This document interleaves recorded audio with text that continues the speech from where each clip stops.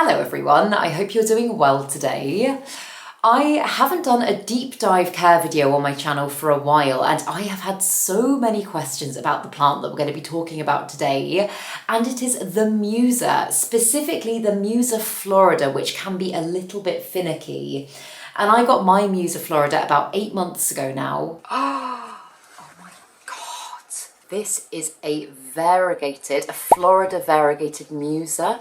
And it's grown a lot over the last 8 months, but this is what it is looking like now. It hasn't been without its struggles. I actually almost lost this plant within the first few weeks of getting it, but since then I have really knuckled down and sussed what it likes and what it doesn't like. So that is what I'm going to be taking you through today.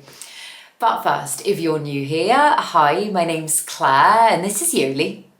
I make videos all about houseplant care, sharing tips and tricks I've learnt over the years to help keep your plants happy and healthy. And most of the things that I cover in this video can be applied to other species of Musa as well, but there are just a few extra things that you need to know specifically for this type of plant.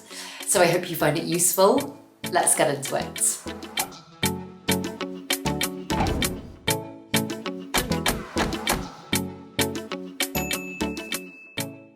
So, as I say, I've had my Musa florida for about 8 months now, and when I first got this plant I was actually quite nervous because I just heard scary things about it. I'd heard that it was really difficult to care for. There were other types of plant that it was compared to that I was like, oh my god, I'm going to be awful.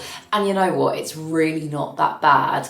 The thing that I have figured out is that it's a plant that often really doesn't travel well, and mine was an import from the Netherlands, and a lot of the time, even if you buy from like a local seller, they will have imported that plant from somewhere outside of your country.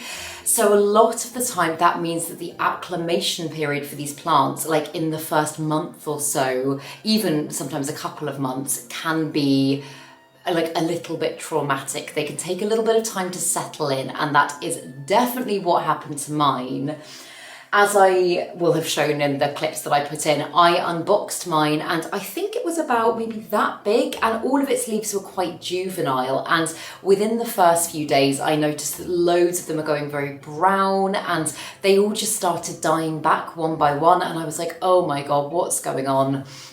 Eventually I got it out of the soil that it was potted in and I checked the roots, and the roots didn't look great. And we will get to root rots with this plant because again, it is prone to so many things. But it had root rot, so I chopped back the root system and I decided to put it into sphagnum moss to kind of re-root. And this is something that I would really, really recommend. I know there were several of you in the comment section of my videos when I said that's what I was doing, were like, no, don't do that, that's a bad idea for that plant.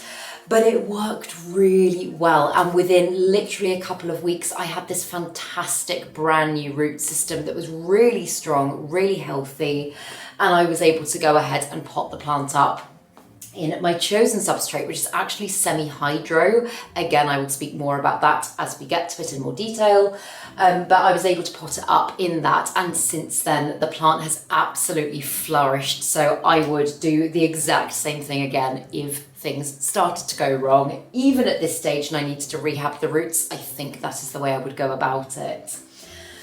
But keeping it really, really simple and sticking to my normal kind of breakdown style of videos so we can kind of categorize each thing, starting off with light. When it comes to Musa as a genus, but again specifically focusing on this plant, often the label bright indirect light is stuck on things, and bright indirect light can be a little bit hard to gauge, especially because, for example, my idea of bright indirect light here in the UK might be very different to your idea of bright indirect light if you're living in the Caribbean or something like that. Like, sun has different intensities, but typically for me, whenever I get a new plant that is considered a bright indirect light one, I will basically just try and make sure it's receiving at least, if possible, at least 12 hours of light a day.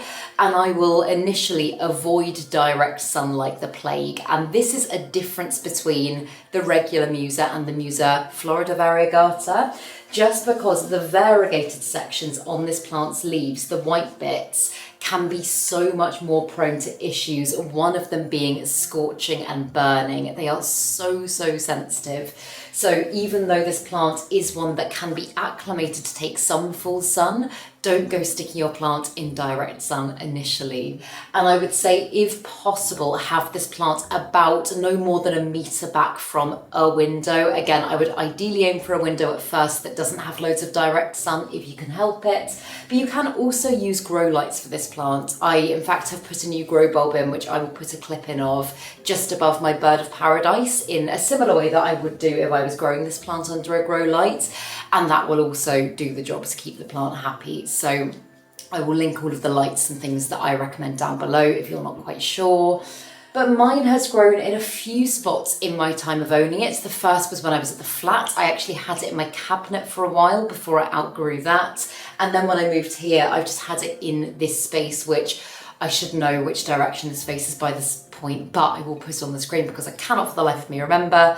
And now it does get a little bit of direct sun throughout the day. Again, it's quite gentle sun because the sun kind of moves round quite early. It's not like harsh midday sun, but I haven't had any issues at all with doing things that way. And I think, like I say, because I started out slowly and I built it up gradually, the plant hasn't been as prone to burning as it would have been if I'd just done it immediately.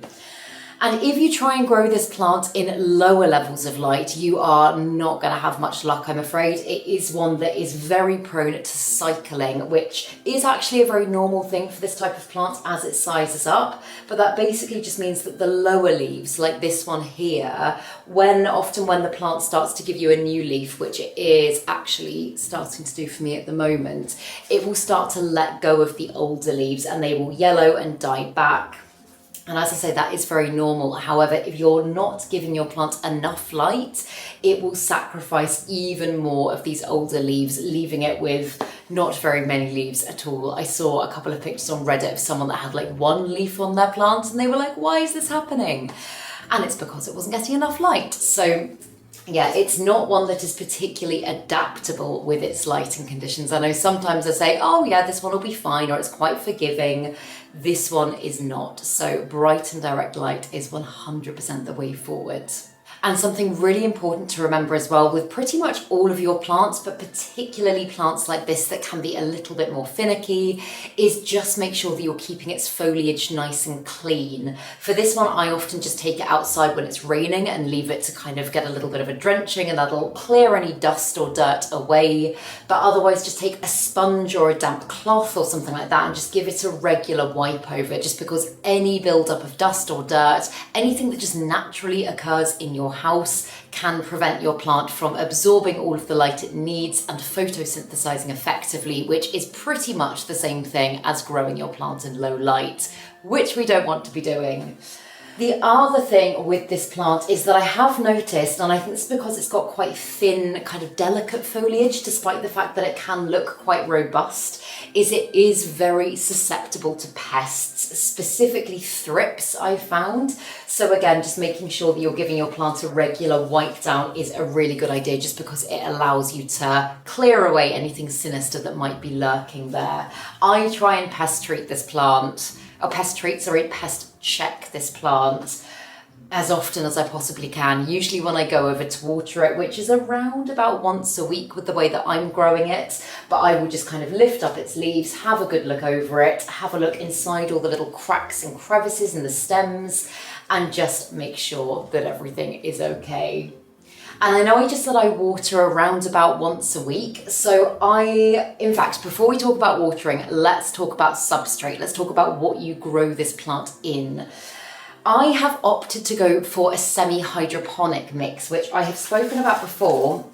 It basically means not growing in soil, growing in an inorganic substrate like this, which basically just looks like loads of rocks. And the mix that I'm using is lava rock, pumice, zeolites, clay pebbles, all this sort of stuff. I will link, again, I'll link the stuff that I use down below. You can make it up yourself if you can't get access to the stuff that I get in the UK. But I have just found that this is a really good way of growing plants that are quite thirsty, and this is a very heavy drinker. This one absolutely guzzles water very, very quickly, and so I find by using semi-hydro it makes your plant just much less susceptible to things like root rot, which commonly come with growing in things like soil, and also it just means that your life is a little bit easier because you don't have to do quite so much to keep the plant happy.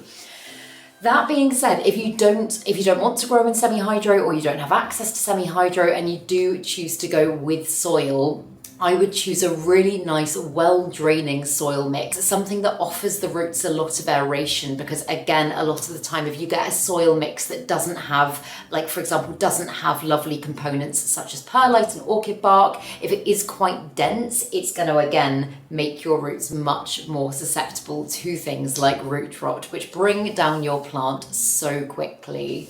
So if you do choose to grow in soil, I would recommend letting the top layer of your soil dry out slightly before you go and water it again. Make sure you're working with something that has really good drainage. So don't grow in a plant that doesn't have any room for excess water to drain away. Make sure you can kind of soak your plant through, let it drain, and then pop like the nursery pot back into a pretty pot or something like that. That is what I do with all of my plants that I grow in soil. And with growing this one in semi-hydro, I actually only gave it a pot upgrade about a month ago, and already, my God, just look at those roots. It is going absolutely crazy. But with semi-hydro, you do grow with a reservoir of water at the bottom, so it's much more difficult to overwater your plant. And that's another reason that it does just make your life so much easier. Again, if you want to get a deeper understanding of semi-hydro and how it works, I will link a video that I've made down below, kind of taking you through a step-by-step guide, because I know it can be a little bit confusing, but it just has made my life so much easier with so many plants. This is also not sponsored. I am not sponsored in any way by semi-hydro. I don't make any money off selling it or promoting it. I could just rave about it all day for things such as like Calathea, Alocasia, hard plants that have just become really easy for me since I've started growing them that way. And I don't use any special kind of water or anything like that to water this one. I know sometimes for certain types of plant they need like filtered water or reverse osmosis water or rainwater or one of these special things. For this type of plant, in my experience, tap water is absolutely fine. But if you do live in an area of very hard water, then you might find that you encounter issues such as like browning tips, cracked edges, stuff like that. If that is the case and you don't want to go out and invest in something like an expensive reverse osmosis filter, which I completely understand most of us don't want to do, I would recommend just getting something like a chemical neutralizer or something like Tap Safe, which is actually often sold for goldfish, like goldfish tanks to make the water safe for them. That can do wonders for your tropical plants as well, and that is a much cheaper option. So yeah, I would have thought tap water would be fine, but if you're still having issues and everything else seems right, I would maybe give that a go. But as well as being a very heavy drinker, this one is also a very heavy feeder, and that is where fertilizing comes in. And I've got some plants in my collection that will grow and grow and grow, and I will kind of give them a little bit of fertilizer here and there. I will give it to them as and when I think they need it. I must say, I have been fertilizing this one with every single water, more so than I would do for some of my other plants, and even then there have been signs of it not getting enough. So for example, over the growing season, which we are just coming out of the other side of now, I have been fertilizing this plant like crazy, and like, I don't know if you can really gauge on camera quite how big this plant actually is now. I'm kneeling up here filming this video and it is much taller than me. And this is such a short amount of time growth-wise that it has kind of scaled up and sized up, and I really do think that is down to the nutrients, particularly if you are using a substrate such as semi-hydro that doesn't have any added, most of the time doesn't have any added fertilizer. It is a really good idea to make sure you're adding that in to your routine, or else your plant is going to be malnourished. I personally am using liquid gold leaf, which I've banged on about before. Again, we'll link it down below. I use that for pretty much all of my plants. And I am just experimenting with some of my plants, this one included at the moment, with introducing some CalMag on top of that, which is basically just calcium, magnesium boosting stuff. Again, you can get it on Amazon quite cheaply. And the one that I'm using, I'm going very tentatively with for this plant at the moment, just because it's not recommended for semi-hydro growing. It's usually just recommended to be used with soil. I'm sure you can get special semi-hydro ones, but I am just kind of dabbling at the moment. So I think it's too early to say whether or not that is giving me very good results, but the plant seems happy. It hasn't done anything bad for the plant so far. And as I say, it is just getting ready to give me a brand new leaf, which I think is going to be ginormous because this plant is sizing up so quickly now. But yeah, I always say, so long as your plant is still growing, keep fertilizing. Like if your plant goes into a period of dormancy and it stops giving you growth, then I would lay off the fertilizer. I wouldn't try and kind of shock your plant into growing again. And actually in that case, giving it an overload of nutrients can do just that. It can overload your plant, send it into shock and mean that it goes downhill. But assuming your plant is happy otherwise and is growing, I continue to fertilize. And I know I've just said that this one is a very, very heavy feeder. As I always say, I just want to preface that if you have had a plant for a while and you've never fertilized it before, or maybe you're not familiar with this kind of like new type of fertilizer or whatever it is, start very gradually. Start with way less than it recommends, and gradually as the weeks, as the months go on, increase it to the point that you feel like it's kind of the sweet spot and keeps your plant happy. Again, it's trial and error. It's just getting to know your plant and all of these things. But yeah, that's what I found really works for everything in my collection. And that is absolutely what I live by. But then when it comes to humidity for this plant, again, I think this is why this one's known for being quite finicky, because this is a humidity loving plant. And there have been times where I have let the humidity in this space drop a little bit. Like I really try my best to keep the humidity at least 60% in this space. I run a humidifier. I don't run it every day. It very much depends on like what the reading in the room is. I've got a little like thermostat humidity reader that I put on the wall. But yeah, I will always try and keep it at 60% or above just because I've got so many tropical plants. But I would say for this one, 50% or above is ideal. If it goes any below 50%, I would probably expect to see some browning tips, again, some cracks in the leaves, and for the leaves to just not look as conditioned as they could do if you were to up the humidity. There are plenty of tropical plants that don't need massively high levels of humidity, but this is one that will complain if it doesn't get it. So again, I think that's why it's known as very finicky, because it's got lots of water needed, lots of humidity needed. Yeah, as I say, I run a humidifier, but there are lots of other DIY methods you can use. For example, like pebble trays. I know pebble trays have such a bad rap, but if you use lots of them, they are going to raise the humidity. Anywhere you've got a space with lots of water in, it is going to help raise the humidity. And by that same standard, actually growing lots of your plants in semi-hydro with a reservoir is going to help to raise the humidity. So yeah, the humidity in this space typically stays at quite a nice level for a while if I don't run my humidifier, just purely for the fact I've got so many plants grouped together, lots of which are growing in water. But the other thing that I found that this plant really loves and really helps to speed up its rate of growth is temperature. And again, with this space, I nowadays, because I've tried to create kind of more controlled conditions in this room, I do my best to not let the temperature drop below about 18 degrees, and that's at night time. During the day, I like it to be around about the 22-ish degrees Celsius level. I would say anywhere from about kind of 18 degrees to 30 degrees for this plant would be ideal. It can cope with slight fluctuations more or less, but so long as they're not dramatic fluctuations. Lots of tropical plants, this one included because it is quite sensitive, really do not do well if the temperature is going up and down and up and down. So yeah, I always just try and say keep it as stable and steady as you possibly can. But also know that plants are used to a slight drop in temperature at night time.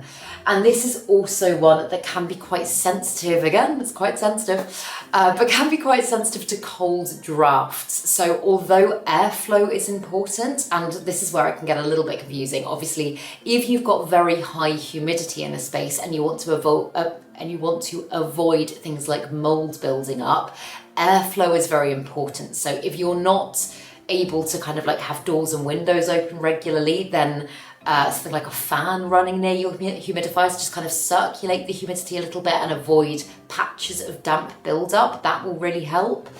But yeah, the cold drafts thing is a big no-no for this plant. Again, it can lead to lots and lots of issues with the foliage. So if you have got like drafty vents or anything like that, make sure your plant is well away from it. And I know I just said about having doors and windows open, but if it is very cold outside, for example, maybe don't put this plant right next to a cold drafty window.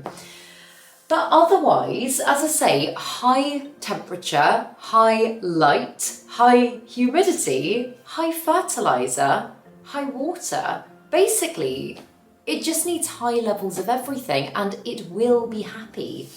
I think, yeah, as I say, with the watering, you just need to watch it because it is prone to root rot, but semi-hydro is the best piece of advice I could give you for this plant.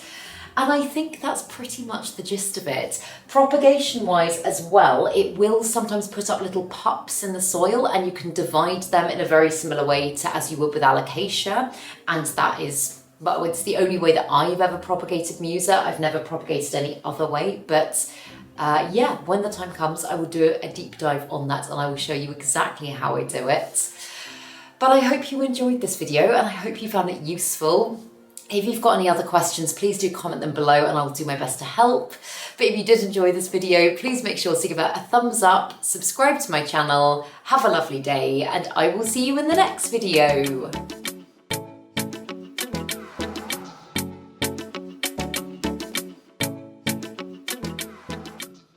Stay sexy, plant lovers.